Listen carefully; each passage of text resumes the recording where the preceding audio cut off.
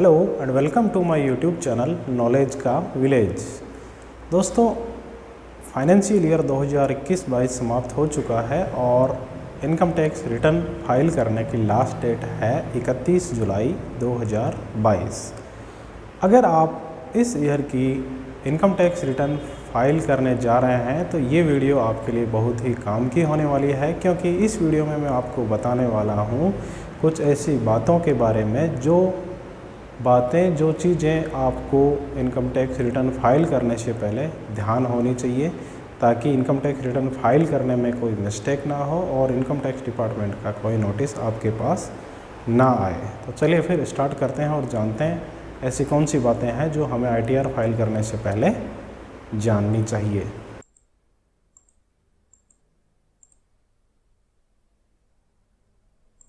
सबसे पहले बात करते हैं वीडियो के कंटेंट की। तो ऐसी मुख्य बातें जो रिटर्न भरते समय हमें ध्यान रखनी चाहिए वो ये है कि सही आईटीआर फॉर्म का चुनना, आय की सही जानकारी देना, सही टैक्स स्लैब चुनना, बैंक खातों की जानकारी भरना, फॉर्म 26A डाउनलोड करना, 26A से आय का मिलान करना, रिटर्न को वेरीफाई करना, गिफ्ट की जानकारी देना और विदेशों में बैंक अकाउंट की जानकारी देना। ये मुख्य बातें हम इस वीडियो में देखेंगे। तो चलिए एक एक करके स्टार्ट करते हैं। सबसे पहले बात करते हैं सही आईटीआर फॉर्म चुनने की। बहुत से लोग क्या करते हैं, आईटीआर फॉर्म को सही नहीं चुनते हैं कि कौन सा आईटीआर फॉर्म उनके लिए सूटेबल है, वो कौन से आईटीआर फॉर्म भरने के लिए एलिजिबल है। तो दोस्तों, कौन सा आईटीआर फॉर्म आपके लिए सूटेबल है, इसके लिए हमने एक अलग से डेडिकेटेड वीडियो बनाई हुई है, जिसका लिंक आपको ऊपर आई बटन में मिल जाएगा। एक्चुअली इनकम टैक्स डिपार्टमेंट ने कई आईटीआर फॉर्म ऐसे निर्धारित किए हुए हैं जो आपकी इनकम के अकॉर्डिंग उनको सेलेक्ट किया जाता है। आपको अपनी आय के सोर्स के आधार पर सावधानी से अपना आईटीआर फॉर्म चुनना होगा, नहीं तो इनकम टैक्स डिपार्टमेंट उसको रिजेक्ट कर देगा और आपको इनकम टैक्स डिपार्टमेंट के सेक्शन 139(5) के तहत रिवाइज रिटर्न फाइल करने के लिए बोला जाएगा। तो ये पहली बात थी, सही आईटीआर फॉर्म का चुनना बहुत ही जरूरी है आईटीआर फाइल करने से पहले। दूसरी बात है आपके इनकम की सही जानकारी देना। बहुत से लोग क्या है, अपनी इनकम की सही जानकारी नहीं दे पाते हैं या जानबूझ के इनकम की सही जानकारी नहीं देते हैं, अपनी इनकम छुपा लेते हैं। हमेशा अपनी इनकम को सही जानकारी देकर बताना चाहिए, और अगर आप जानबूझकर या गलती से भी अपनी आय के किसी भी सोर्स को नहीं बताते हैं तो आपको इनकम टैक्स डिपार्टमेंट से नोटिस आ सकता है और आपके सेविंग बैंक के अकाउंट पर आपका जो भी अमाउंट है उस पे जो इंटरेस्ट है और आपके जो घर का रेंट है उससे जो भी आपकी इनकम है उनकी भी जानकारी देना आपकी आईटीआर में आवश्यक होती है, क्योंकि ये सभी इनकम टैक्स के दायरे में आती है। तो आपको अपनी इनकम की सही जानकारी देना भी आईटीआर में बहुत ज़रूरी है। अब बात करते हैं नेक्स्ट बात की। बहुत से लोग क्या करते हैं, अपना इनकम टैक्स स्लैब को सही से नहीं चुनते हैं। एक्चुअली क्या है, इनकम टैक्स डिपार्टमेंट ने 2020 से दो ऑप्शन दिए हैं, जिसमें दो टैक्स स्लैब है, एक पुराना टैक्स स्लैब है और एक नया टैक्स स्लैब है। पुराने टैक्स स्लैब में क्या है, आपको सेविंग्स करने के ऑप्शंस दिए गए हैं, कुछ डिडक्शंस उसके अंदर दिए गए हैं, और नए टैक्स स्लैब में हालांकि टैक्स के रेट्स कम है लेकिन डिडक्शंस जो है उसको आप क्लेम नहीं कर सकते हैं नए टैक्स स्लैब में। तो आपको अपना टैक्स स्लैब चुनना बहुत ही इम्पोर्टेंट है आईटीआर फाइल करने से पहले और आईटीआर फाइल करते समय। देखिए, ये दोनों जो है, नई टैक्स व्यवस्था और पुराने टैक्स व्यवस्था, ये ओल्ड टैक्स रेजिम है या टैक्स स्लैब है, और लेफ्ट साइड में न्यू टैक्स स्लैब है और राइट साइड में ओल्ड टैक्स स्लैब है।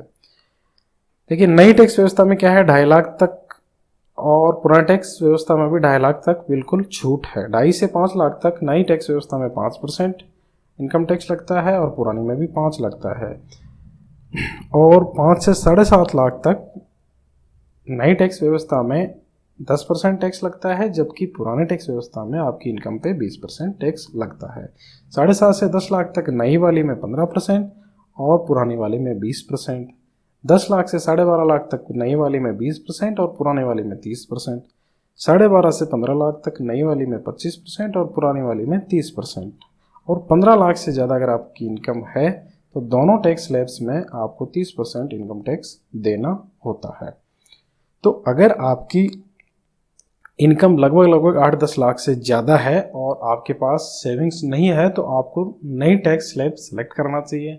और अगर आपकी इनकम कम भी है और आप सेविंग्स भी दिखाना चाहते हैं, जैसे एटीसी वगैरह की सेविंग्स है, एलआईसी या किसी भी इंश्योरेंस प्रीमियम है, या फिर कोई प्रोविडेंट फंड अकाउंट आपने खुला रखा है, या सुकन्या समृद्धि योजना है, या एनपीएस वगैरह में करते हैं आप सेविंग्स करते हैं, तो पुरानी टैक्स व्यवस्था आपको चुननी चाहिए। और अगर आपके पास ऐसी कोई सुविधाएं नहीं है या फिर ऐसी कोई टैक्स सेविंग्स की कोई स्कीम नहीं है तो आपको नए टैक्स स्लैब सेलेक्ट करना चाहिए जिससे आपका टैक्स बच सके।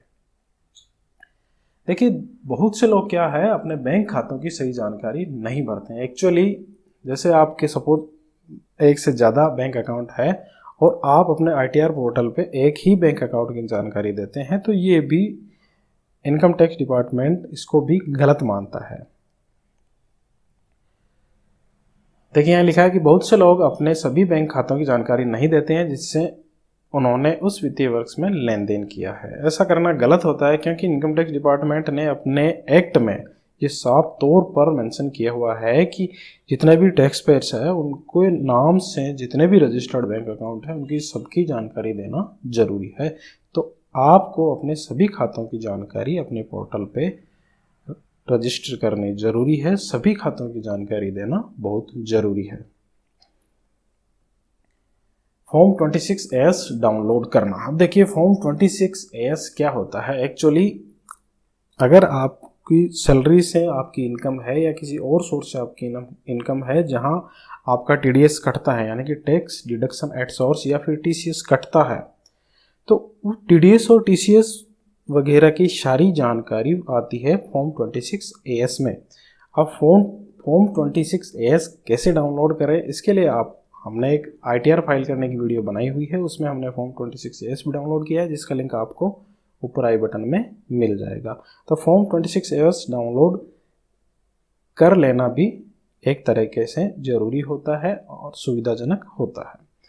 और फॉर्म 26AS से आप अपनी इनकम को मैच भी कर सकते हैं और आप अपने टैक्स डिडक्शंस और टैक्स कलेक्टेड जो एट सोर्स है उसको भी मैच कर सकते हैं। अब बात आती है रिटर्न को वेरीफाई करना। एक्चुअली क्या होता है, बहुत से लोग आईटीआर फाइल कर देते हैं और ये समझते हैं कि अपना काम अब खत्म हो गया है, लेकिन एक्चुअली आपको इनकम टैक्स रिटर्न फाइल करने के बाद उसे वेरीफाई भी करना होता है। अगर आप अपने इनकम टैक्स के ई फाइलिंग पोर्टल से अपने इनकम टैक्स फाइल करते हैं या फिर ई वेरीफाई करते हैं तो ये बहुत ही सुविधाजनक एक ऑप्शन आपके लिए मिलता है। आप अपने income tax e filing portal से भी अपनी इनकम टैक्स रिटर्न जो आपने फाइल करी है उसको वेरीफाई कर सकते हैं आपके आधार ओटीपी से, और उसमें बहुत सारे ऑप्शंस दिए हुए होते हैं। या फिर आप अपनी आईटीआर को सीपीसी बेंगलोर भेजकर भी उसे वेरीफाई करवा सकते हैं, लेकिन वो एक लंबा प्रोसेस हो जाता है। तो आपको अपनी आईटीआर जो है अपने ई फाइलिंग पोर्टल से ई वेरीफाई करवा लेनी चाहिए। अब बात करते हैं विदेश में बैंक अकाउंट की जानकारी। अगर आपका किसी दूसरे देश में यानी कि फॉरेन कंट्रीज में कोई भी बैंक अकाउंट है, एक या ज़्यादा, तो इसकी जानकारी भी आपको इनकम टैक्स रिटर्न फाइल करते समय देनी चाहिए। अगर इनकम टैक्स के नियमों के अनुसार भारत के सभी टैक्स पेयर्स को बैंक खातों सहित सभी विदेशी संपत्तियों की जानकारी भी देनी होती है। यदि आपके पास विदेशों में अगर शेयर्स में या म्यूचुअल फंड्स में भी निवेश है तो इसका विवरण भी आपको आईटीआर में देना चाहिए और इनकी डिटेल्स जो है आपको सावधानी से आपके आईटीआर में भरनी चाहिए। यानी कि अगर आप म्यूचुअल फंड्स में आपने पैसा लगा रखा है या शेयर्स में आपने पैसा लगा रखा है तो उनकी जानकारी भी आईटीआर फाइल करते समय आपको देनी चाहिए और सावधानी बरतनी चाहिए। तो विदेश में बैंक अकाउंट की जानकारी देना भी बहुत ज़रूरी है आपकी आईटीआर फाइल करते समय। बात करते हैं गिफ्ट्स वगैरह की जानकारी देना। अगर आपको किसी भी त्यौहार वगैरह पे या किसी भी इवेंट पे कोई गिफ्ट मिला है किसी भी फैमिली मेम्बर से या किसी फ्रेंड वगैरह से, और उस गिफ्ट्स की जो वैल्यू है 50,000 रुपये से ज़्यादा है, तो इस पर भी आपको टैक्स देना होता है।